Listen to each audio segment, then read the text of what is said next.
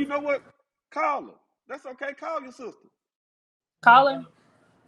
See if we can hear her. See, can we hear her real quick? Okay. Her mother's name is Leslie Thaxton, guys. She was in jail 2 days and she died. Hello. Y'all can hear her? KK. I'm here, baby. Can y'all hear KK, y'all? Let's see if everybody else can hear her. Wait a minute. Let's see if y'all can hear me so I can tell y'all what my sister missing. Come on, y'all. Tell me so we can go on rock and roll. Because if not, I try to bring you on. Yeah, they can't hear you. Go on, come on with it, KK. Okay, I'm gonna start over from the beginning.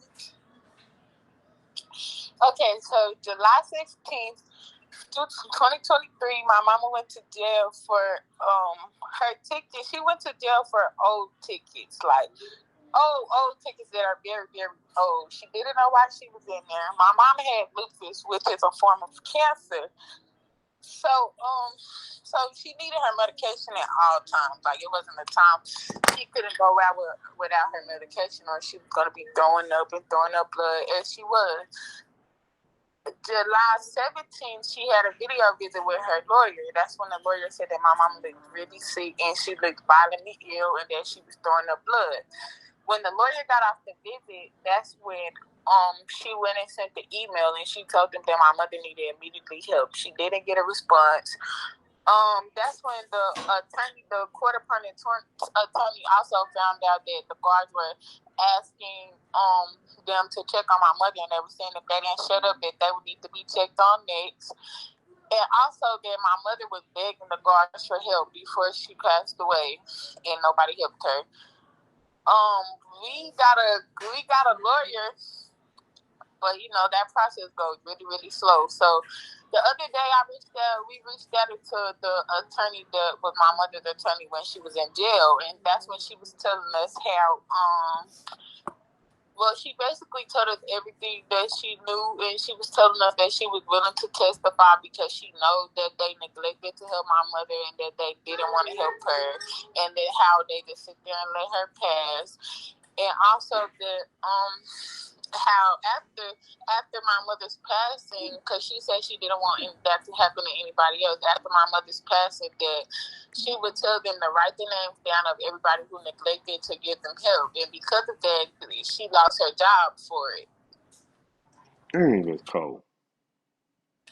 She lost her job for it, so that's when she reached out to us. She didn't on my mother's jail paper. She didn't have our contact information. She only had my mother's boyfriend contact information. He gave us her information, and that's when we reached out to her, and we had a long phone call with her, and she was just telling us everything that she knew, and then how she was saying in her words, "This is fucked up what they did to my mama. How they just sit there and let her die without helping her and giving her and taking her to the emergency room." They also told us that my mother passed away at the hospital when my mother passed away at 4 o'clock in the morning in Dallas County Jail. What else? Let me just think for y'all.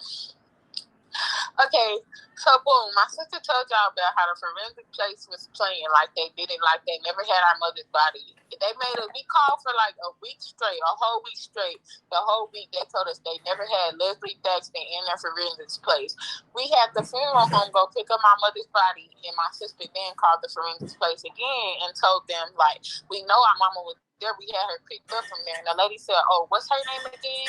My sister gave her our mother's name, and all of a sudden she could find her in the system because we had proof. But before that, she kept giving us the runaround of how she never had my mama's body in there. Right. They took about 4 days to let us see our mother's body after she passed. You know, when you go to the hospital, you get to say your goodbyes. You get to see your person for the last time. We couldn't do that. We never got that chance because they gave us the runaround and they told us that we couldn't see our mother. Right. That's cold. And I told you, and that Smasher said, David May said, sick people are overlooked in jail, period. And he so accurate because they looked over me in jail. See, a lot of people don't know that. The only people that was in the tank, I was in Susan Cage. We called it the cages. They tore them down. They was the worst jail ever in the state of Texas. It's probably the worst jail. And I got real sick.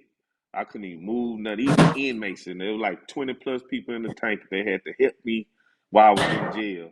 Help me do this, help me do this, then do that. Hit the guard, say, man, send a kite out. You had to send a kite out for the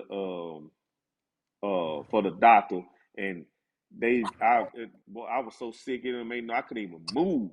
It took, and they come back 2 or 3 weeks later to get me for the doctor. When I'll say, whoo, it was hard for me for them 2 or 3 weeks, but I recovered, and I'm here right now. But that's sad what happened to your mom, y'all mom, because I know for a fact that a lot of inmates are overlooked in jail. So I can contest to that, Jack. And ain't nothing. They can say whatever they want to say. They did me like that.